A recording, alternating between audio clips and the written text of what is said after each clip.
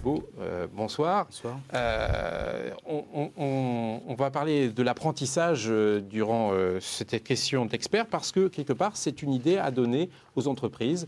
L'apprentissage a beaucoup d'avantages. Oui, Fabrice, c'est pourquoi d'ailleurs dans le cadre du plan jeune, du plan d'urgence pour les jeunes qui vient de lancer le gouvernement, les CCI de l'Aube et de la Haute-Marne viennent de recruter ensemble pour un an un développeur apprentissage avec pour mission justement de promouvoir cette voie de formation auprès des entreprises. Les dispositifs d'aide qui sont associés sont très favorables aux entreprises qui intègrent un apprenti. L'apprentissage a des atouts, comme vous l'avez dit, mais il a aussi des opportunités. Et c'est ce que va nous expliquer Benjamin Lebeau, développeur apprentissage donc des CCI de l'Aube et de la Haute-Marne. Première question, Benjamin, promouvoir l'apprentissage, finalement, ça consiste en quoi ? Promouvoir l'apprentissage passe d'abord par le contact avec les entreprises. Elle passe aussi par la connaissance de nos services apprentissage et du réseau des structures porteuses d'apprentissage comme le CFA Industrie, le CFA Interprofessionnel, la mission locale, etc. Pour une mission comme la nôtre, vraiment, c'est de faire comprendre aux entreprises que l'apprentissage est vraiment un atout et pas une contrainte. Alors, quels sont ces atouts, justement ?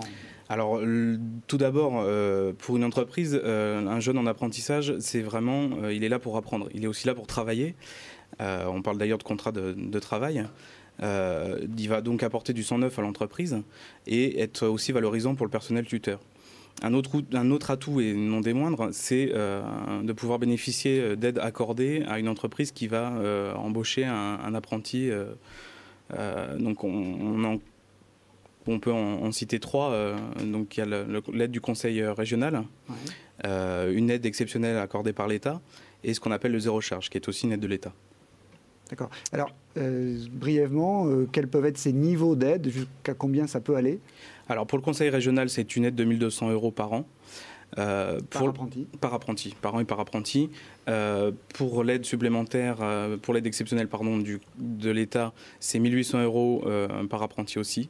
Et le zéro charge donc vient en complément des charges qui restent à payer par l'entreprise. Et tout ça, c'est cumulable ? Tout ça est cumulable, bien sûr. D'accord. Alors justement, vous allez visiter beaucoup d'entreprises dans l'Aube et dans la Haute-Marne pour promouvoir cet apprentissage.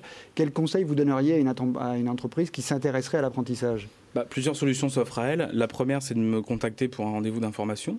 Elle peut aussi se renseigner auprès des services d'apprentissage de la Chambre de commerce et d'industrie.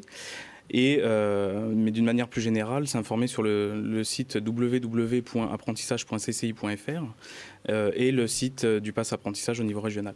Alors, ce qui est intéressant dans l'apprentissage, c'est que les apprentis qui sont formés recommanderaient, je crois que c'est une étude qui a été faite il n'y a pas longtemps, recommanderaient à 96% le fait à d'autres jeunes d'être apprentis. Tout à fait, à 96%. À savoir aussi que ces jeunes-là, pour 44% de ces jeunes ont reçu une proposition d'embauche des entreprises formatrices. Et que dans la globalité, pour une grande majorité des entreprises qui ont eu recours à l'apprentissage en sont très satisfaites.